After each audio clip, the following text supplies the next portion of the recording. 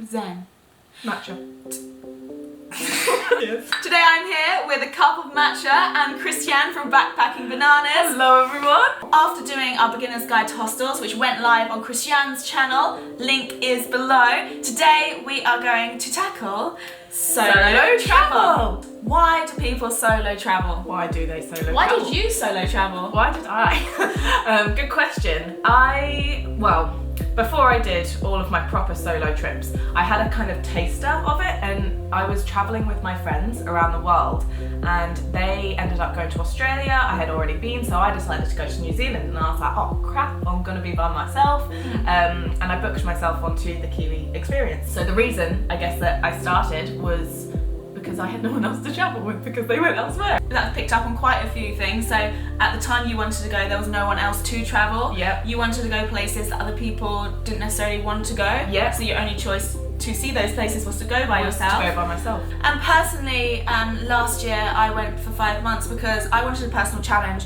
I'd done a lot of travel with friends and in groups, and I wanted to push myself out of my comfort zone. And it's something, solo travel is something, even if you're nervous about and you're nervous about stepping outside your comfort zone, you will never regret it. Another reason that people might go solo traveling is because they may have just broken up with a boyfriend or a girlfriend and they just want to get away, and it's just an escape from whatever reality. Change of scenery. It might also be that you're just looking for a bit of freedom. You might have been studying for the last 5, 6, 7 years, I don't know. You might have just been studying for a couple of years and need the freedom. But maybe a couple of months. or maybe just a couple of days. Either way, you just want to travel. Feel ya.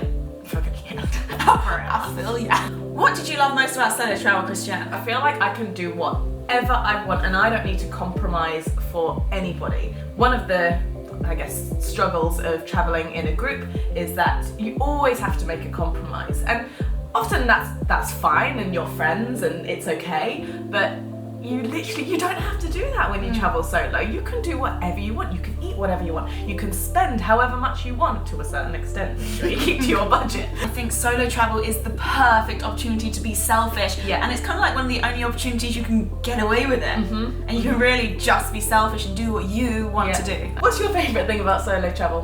My favourite thing about going out on my solo adventure was really to just dig deep. You really get to know yourself, and on that trip, like, I really did struggle at times with certain things, but I really learned more about myself than I ever thought I could. One bit of advice for anyone thinking about solo travel, I would highly recommend it just to get to know yourself a bit more, like really spend time with yourself. Don't be scared to do that. I think it's a daunting thing for most people, but for me it really changed me, and yeah, you just learn a lot. So I reached out to you guys probably like a month ago and said, what are your fears? What are your questions about solo traveling? And we are going to address them. Someone said, what happens if I get really lonely?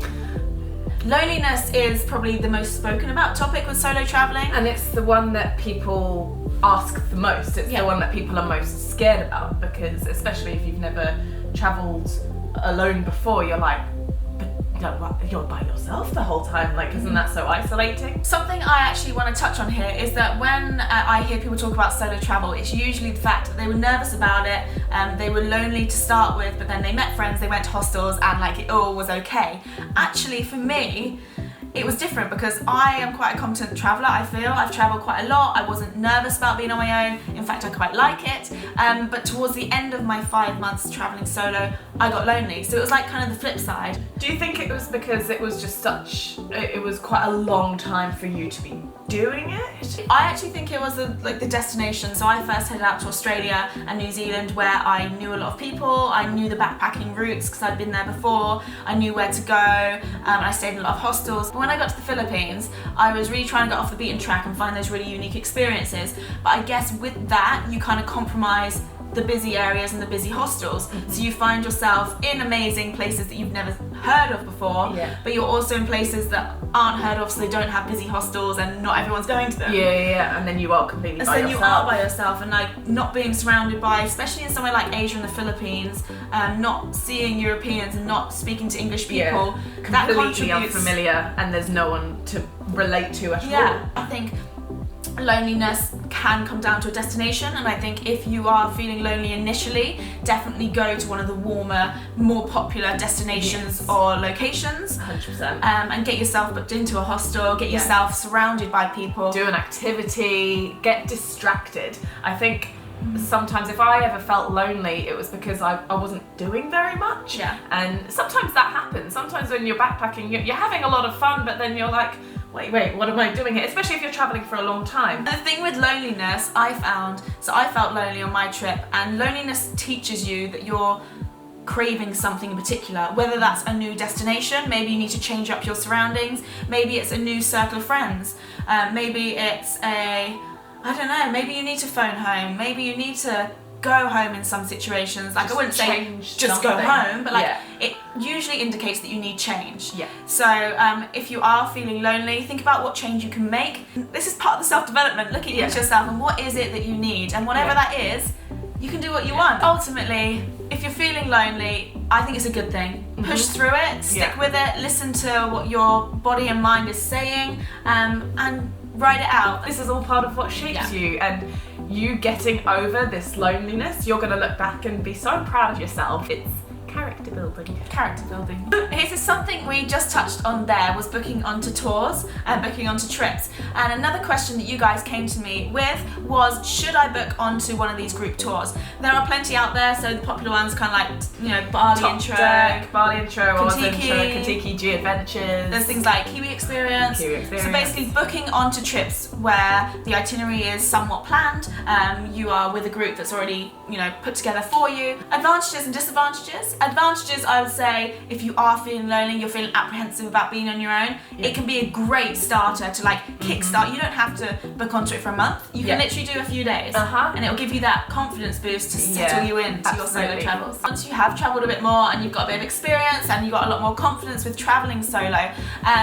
personally, we prefer to organise things ourselves, and it saves you a lot of money because those tours are that bit more expensive, but you are paying for that value that is invaluable if you're nervous. If you are looking for the tour because you love what it includes, use the itinerary they provided online and use it to do your own research and curate that trip yourself, because you will save money doing that. They do bump up the prices for these group tours. And you can be so much more flexible. If you really like a place, you can stay there for a little bit longer, or shorter. If you think that tour spends too long in a particular place, then you can do whatever you want with the tour. Yeah, that's a disadvantage for me about those group tours, is that they're very structured, and something I like about travel is the freedom to, if you like somewhere, stay a bit longer. But that is a good thing for a lot of people. Some people need that structure, and these group tours do arrange your transfers for you. They do make sure you get to the activity on time, and for some people that's a dream. Or your accommodation's booked, all your friends are just, all the people you meet are just always there. You've got someone making sure you get out of bed and get on the bus in time. They're good for that. So there's advantages and disadvantages to group travel. So it depends what your situation is. If you're feeling super nervous, they are great. If you're a competent traveller, I would just say do your research, stop being lazy, and go and create the trip yourself. You go and do it. Another fear that you guys came to me with was about eating out alone, and the fact that you don't like the idea of doing that. In reality, it doesn't happen often. If you're staying in hostels, which I always do when I solo travel, and if you're a friendly person, you're going to make friends like that. But sometimes, obviously, you've got to have the confidence. Some people don't have the confidence to go up to people. But I think if you find somewhere, that's a point of conversation, so like somewhere that's quirky, or somewhere that's just opened up, or somewhere that's got a happy hour, because all backpackers love a happy hour, and you go into conversation with that, like, have you guys heard about the happy hour? Have you guys heard about this new restaurant in town? It's a conversation starter, and if they have already got plans, they might just add you into theirs or invite you into theirs. Because at least they'll know that you're then looking for a dinner date. Also, a lot of hostels do hostel dinners. They know that you're a backpacker, and they put on dinner deals, and a lot of people book onto them. And if you go to that, you've got a whole room full of people having dinner. Friends. And also in the hostel kitchen, when I backpack, I always go to the supermarket and buy stuff and cook my own food. And you all have a big shared kitchen in hostels, so you end up just chatting to people, if it's to borrow their salt and pepper, or if you are worried about eating by yourself, by the end of the trip, you're going to be wanting to eat by yourself, because you're going to be with so many people. Same with loneliness. If you worry about being on your own, by the end of the trip, you're going to be like, give me space. Yeah. Eating on your own or being on your own all comes down to just being willing to make conversation. Just be willing to open conversation, willing to smile. If that puts you outside of your comfort zone, good. That's a good challenge. Smiling is a good thing to learn how to do, and it will open many doors for you. Next up, as well as loneliness, the other big topic that people are worried about or ask about is safety. How do you look after your general safety? I tend to try and just walk around with a bit of confidence, because if people see you looking vulnerable, they'll be like, oh, and you know, conceal 100%. your valuables and stuff like that. I always carry a padlock so I can lock my things away. I mean, all of this seems quite obvious to me. Yeah, but becomes second nature now. Yeah. Being confident is definitely one of my big tips for being a solo traveller, particularly as a female. When I was travelling through Asia on my 5-month trip, I know that as a blonde girl, European girl in Asia, you naturally draw attention to yourself because you are different to the people around you. You don't want to draw any more attention to yourself, so things like hiding expensive equipment, watches, cameras, so that they're out of sight. Walking with confidence, because if, you know, when I came out of the airport in the Philippines, I'd researched how to get to my hostel, how much it should cost. If you don't do those things and you walk and you look confused, people will target you. Like taxi drivers will be like, let's go for that one and let's charge her 5 times the price. Yes, because everyone needs to earn a living, and if they look at you and they see that, they're gonna target you. So preparation for me is key for general safety. Do your research before you get to a destination, get a general idea about how much a taxi ride is going to cost, how much you should be paying for your hostel, and what the route is. And also for me, solo traveling, I like to have a local SIM card. For that reason, if you're getting in a taxi and you are perhaps unsure, unconfident, in the taxi, I don't know, having a SIM so you can see where you are on the map and you can check your location and question the driver if needs be. It's just a good backup. A lot of the time you are fine. Like you are in touristy places. That's another thing. Make sure you stay around touristy places as a solo traveller. If you're feeling unconfident. But yeah, having a local SIM for me is a really nice backup, knowing that if I need to call someone, if I need to check Google, if I need to check maps, I can. Speaking to receptionists at hostels are also super useful. They can tell you everything about the area. So if you get to your hostel and you're unsure but you want to walk around with confidence, speak to the hostel receptionist. Again, just touching on not drawing more attention to yourself, it's really important to always dress respectfully for the country you're travelling through and the religions that you might be passing through. Absolutely. When you're visiting like temples and stuff, often you have to cover up your knees and your elbows and shoulders. I find it really useful as a female traveller to carry like a thin scarf around Pashmina! Pashmina! And like then if you need to put it around your head, you can. I mean, that's in a few countries, or around your shoulders, or you can use it as a sarong, or if you go to the beach, you can lay it down and you can lay on it. And if anyone's watched my How to Survive Long Haul Flights, you can put it over your head and use it to block out light and sleep. Dream, and they're so light and they fold up. That's the thing. Small. They fold up small, so it's a great thing to carry around. Like it's not like you have to lug extra clothes around with you. No. It rolls up really small, you can chuck it in your day bag. Top tip. Another one that you guys sent across was, I'm feeling really unprepared and really nervous, should I still go? Yes, at least I think you should anyway, because I don't think you will ever feel fully prepared, even if you've researched everything about the country, especially if it's your first time going solo backpacking. It's a scary prospect. Even now, if I know I'm about to go travel somewhere abroad solo, I'm like, oh gosh, and like, I don't feel ready and all of this. It's kind of turn it into excitement. Yeah. Because being nervous, like it's kind of the unknown and you're about to step into an adventure that you don't know how it's going to unravel, and it is going to be like one of the best things you ever do, and it probably look back on one of the best memories of your life. So try and turn that nervousness into excitement, because you've got this. You 100% got this. You got it. I mean, if you are feeling intensely nervous and you know your gut feeling is saying, I am not ready for this, listen to your gut feeling. Traveling isn't for everyone, and particularly solo travel isn't for everyone. For example, when I was 4.5 months into my trip, I felt really overwhelmed because I was working on the go, and the whole thing was really overwhelming. I felt a lot of loneliness, and I actually just wanted to go home. And part of me was like, you know, I should push through it. There's times where you should push through it, but I felt like if I continued, I wouldn't have enjoyed it as much as I wanted to enjoy it, and I felt it was the right thing to go home. So sometimes if your gut feeling is this is not right, listen to your gut feeling. I think you're gonna know if you feel like that, but if you're kind of like, maybe I should, no, then you should go. 100%.